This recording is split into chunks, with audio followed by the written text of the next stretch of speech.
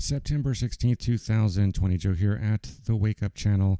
Back with another really quick video. I thought this one was worthy of actually doing a video on. There's a lot of news actually going on all of the time. I can't really get to it all, so I try to pick and choose what is the most ironic sometimes of stories. If you remember, obviously after the death of George Floyd and the ensuing riots, there was a lot of calls for disbanding the police, getting rid of the police and forming something new.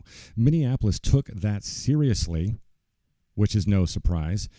So we remember this story here from the Washington Times. Minneapolis City Council's unanimous resolution set stage for transformative new policing model. Whatever that means, I have no idea. It could mean something that is synonymous with what California has been doing or what they have been floating over the past few months, like putting social workers and sending social workers to domestic disputes and obviously taking out criminals for coffee and you know, sending out therapists and so forth. I mean, it really doesn't make any sense. Most people in this election, whether you know, what the Democrats really like to admit it or not, are going to be voting when they go to the voting polls. They might say one thing, but then when they go to the voting polls, they're going to be thinking of their own property. They're going to be thinking of their own safety when they either pull the handle or whenever they fill it in, or however they actually vote on November 3rd, they're going to be taking a lot of these things into consideration. They are seeing many of the cities burn, not just by wildfires, but they're also seeing people throw Molotov cocktails. They're seeing a lot of the Antifa and BLM protesters cause a lot of damage and hurt a lot of people in the process. So whether the Democrats really like to believe it or not, many people are for law and order. That is just a natural type of stance for people to have. And it usually follows that. It usually follows crime and the economy. Most people at least have some sort of rational brain left in their head. And they understand this country might have some sort of racist leanings, but it's not a racist country by a long shot. We have gone through a lot of history to right a lot of wrongs. And Minneapolis and a lot of the cities just simply don't get that. They put this out and it reads as follows: Minneapolis one step closer to disbanding its police force after city council members unanimously approved a resolution for a transformative new model, whatever that means. The move comes in the wake of the ongoing civil unrest after the death of George Floyd. Of course, we remember George Floyd. He was high on fentanyl and other types of drugs, and he was resisting officers, and he went into a type of condition and which inevitably caused his death. Now, we will see probably spring of next year how all that will turn out. Of course, there will probably be riots, because I can almost guarantee you that what they are trying to go for the officers involved is not going to fly. They are literally trying to charge the officers who are just standing by with murder. It's not going to happen. They are overcharging them, and it's not going to fly. So we will see even more riots at that time. But Minneapolis is just one of the cities that has been doing this.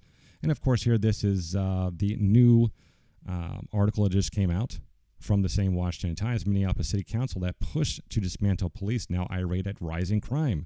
So a lot of these representatives are coming forward. These council members are coming forward, asking questions of the head cop over there in Minneapolis City. His name is Police Chief Madiria Arredondo. I'm sorry if I don't not pronouncing that correctly, but he was peppered with a lot of questions from the council members this week, everything from a spike in armed robberies to illegal street racing. I do have a clip of this, and I do want to play a little bit of it, especially this question that one of these council members posed to the police chief.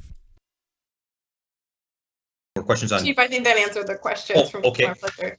I did put myself in queue. I did want to circle back to the first question that Councilmember Fletcher asked, and I know this is a challenging question, but I also hear from constituents that rank and file officers on the street are telling them that they are not enforcing crime.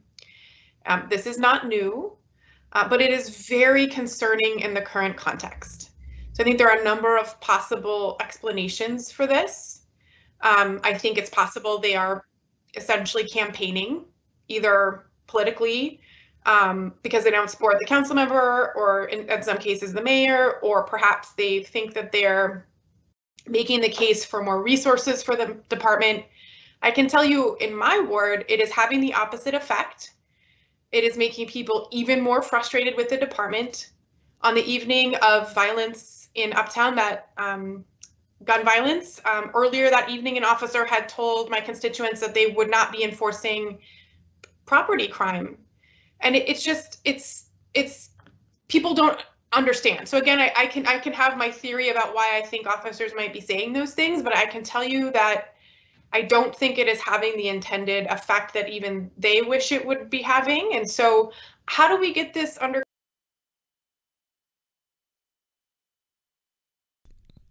So that is a 2-hour-long session. I will actually put the link in the description below if you actually want to watch all of it. I only watched probably 15 minutes until I came across that question. It kind of summarized pretty much everything that it was saying in this recent article. Please understand that taking away the power of the police and making the police too afraid to do their jobs, too afraid to actually protect themselves, is going to dismantle the police on its own. It's going to eat it like a cancer from the inside.